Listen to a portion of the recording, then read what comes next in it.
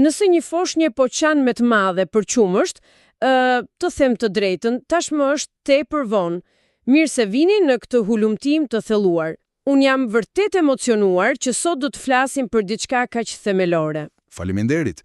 Është një kënaqësi e madhe të trajtojmë këto materiale bashk.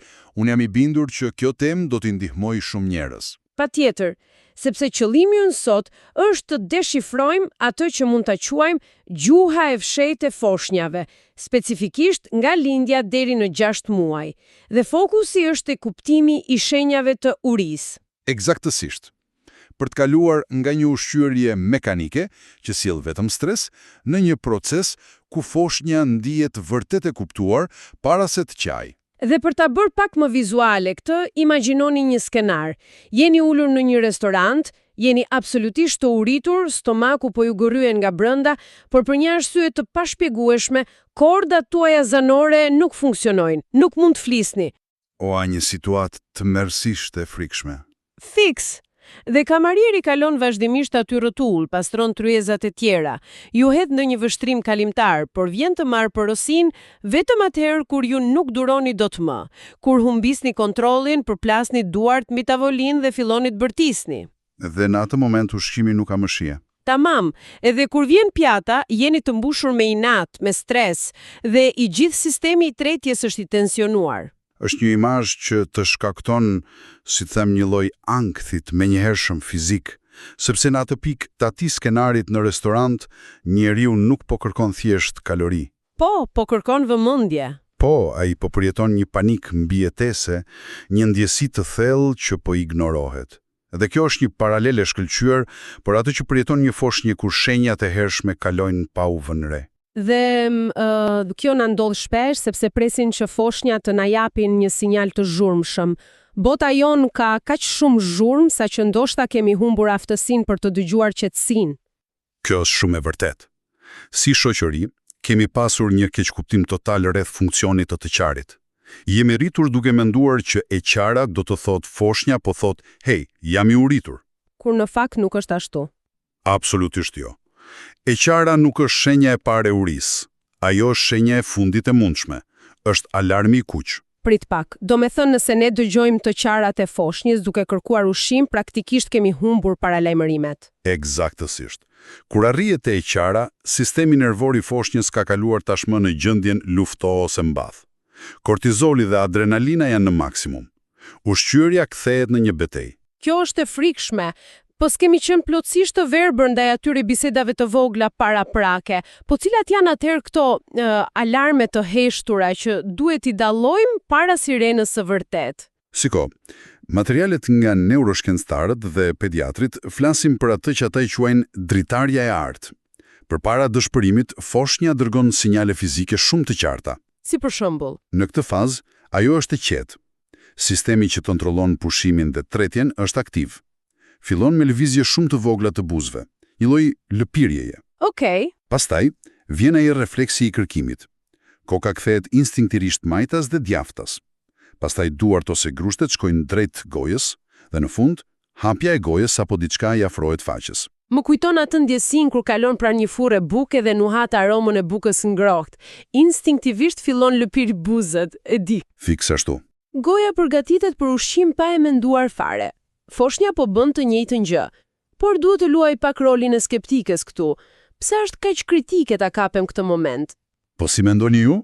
E kam fjalën, nëse njerëzit kanë një mije punë në shtëpi, pse nuk presim thjesht edhe 5 minuta sa fëmia të bëhet më i zhurmshëm? Thjesht për të qenë të sigurt që ka uri. Sepse, dëgjoj, ato 5 apo 10 minuta janë ndryshimi midis një ushqyerje të shëndetshme dhe një ushqyerje traumatike për atë trup të vogël. Vërtet? Është kaq dramatike? Është thjesht mekanik fizike. Gjatë asaj dritare së artë, gjua e foshnjës krijon një formë kupe, bën një mbyllje perfekte me gjirin ose biberonin. Frymarrja është e rregullt. Ndërsa kur qan? Kur qan, nga stresi ajo gjuhë ngrihet lart. Mbyllja dështon, foshnja gëldit ajër masivisht bashkë me qumshtin. Dhe ky ajër sjell gazra të dhimbshëm, kolikat dhe zgjimet natën nga dhimbja e barkut. Wow, kjo është super logjike. Pra, nga mungesa e vëmendjes në fillim, ne po i krijojmë një problem fizik foshnjës që pastaj do na lërë ne zgjuar gjithë natën.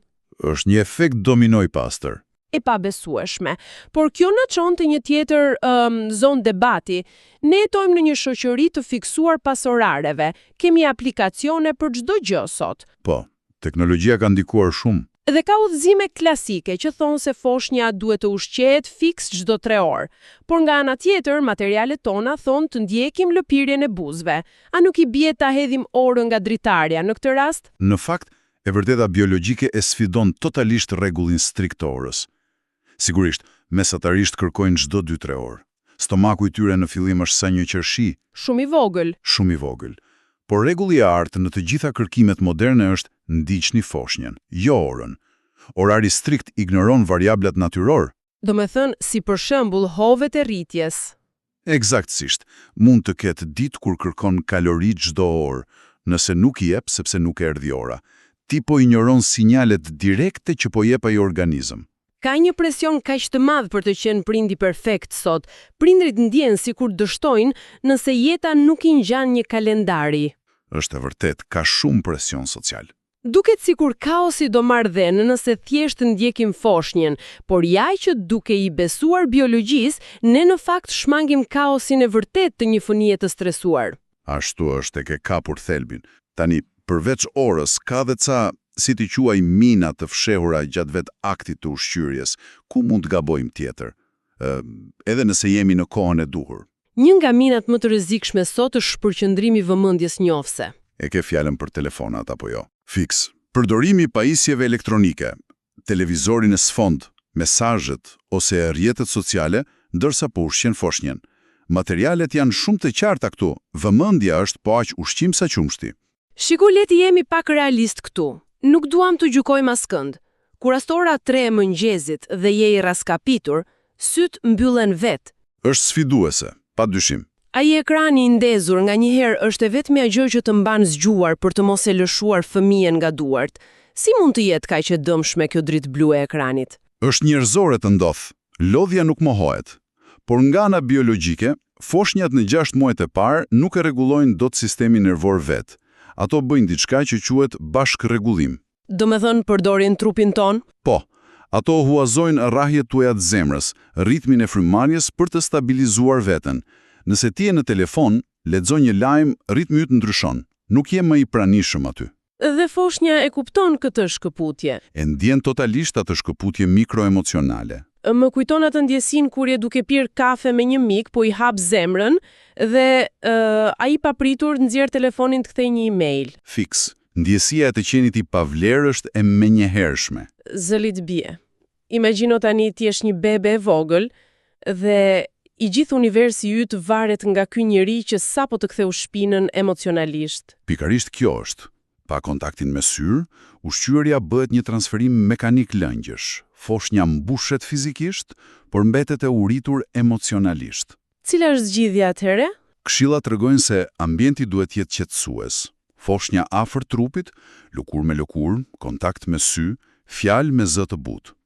Kjo ndërton arkitekturën e trurit të tyre, atë që quhet siguria e atashimit. E jashtëzakonshme dhe kam përshtypjen se e gjithë këto nuk duhet jetë detyrë vetëm e një personi, sepse kërkon shumë energji. Eksaktisht, ka një ekosistem familjar të tërë rreth këtij procesi. Po pra, sepse tradicionalisht shohim që njëri prind ushqen fëmijën, ndërsa tjetri bëhet si infermier asistent, sjell një gotuj jashtëkun edhe pastaj ikën të flej. Ashtu ndodh shpesh në fakt. Por materialet nuk e trajtojnë partnerin thjesht si mbështetje logjistike, apo jo? Ata kanë një rol më të thellë. Shumë më të thellë. Partnerët po shkruhen si bashkëpërkthyes të kësaj gjuhe të fshehtë. Nëse prindi kryesor është I zënë ose I lodhur, partneri që vëren shenja të para mund të ndërhyjë. Të marr foshnjën para se të çaj. Po, mund ta marr, ta qetësoj me zërin e tij, t'i jap ndjesinë e sigurie para se të fillojë ushqimi. Kjo ul kortizolin e fëmijës dhe çfarë është më e rëndësishmja, ul stresin e prindit tjetër masivisht. Sepse përgjegjësia ndahet. Është një lehtësim mendor I papar të mos jesh radari I vetëm I ndezur 24 orë në shtat. Pikërisht kështu. Kur mendoj për gjithçka diskutuam, filluam me si të ushqejmë një bebe dhe përfunduam në një leksion për ndërtimin e besimit. Është e vërtet, por masat e kësaj teme janë shumë të gjëra. Të lexosh shenjat e hershme Do të thotë ti tregosh atij fëmijë se nuk ka nevojë të bërtas për t'u dëgjuar. Do të thotë të fikesh telefonin për të qenë vërtet prezent. Në thelb ndryshon gjithë perspektiva. Ushqyerja nuk është më një kuti për të shënuar në një aplikacion, është një bisede heshtur. Një bisede vërtet pa fjalë. Po. Dhe të gjitha këto teknika të vogla e shpëtojnë familjen nga i stresi i madh ku të gjithë përfundojnë të tensionuar. Qetësia bën diferencën. E vërtet. Kemi analizuar sot se si ky sinkronizim i rrahjeve të zemrës e bën një foshnjë të kuptojë se rrethohet nga një botë e sigurt. Dhe ky është ndoshta investimi më i madh në 6 muajt e parë. Absolutisht. Dhe nëse ky themel besimi formohet pa asnjë fjalë të vetme, kjo na lë me një pyetje tepër interesante për të mbyllur këtë hulumtim. Nëse biseda jone e parë e jetës na mëson se nevojat tona respektohen pa luftuar për to, Po. si do të ndikojë kjo kur ata fëmijë të rriten? A është vallë ky reagimi i hershëm baza e vërtet që do të përcaktojnë nëse si të rritur do të vendosin kufi të shëndetshëm emocional? Një pyetje fantastike. Diçka vërtet e thellë për t'u menduar, ndoshta pikërisht gjatë asaj ushqyerjes tjetër në orën 3 mëngjesit. Faleminderit që ishit me ne.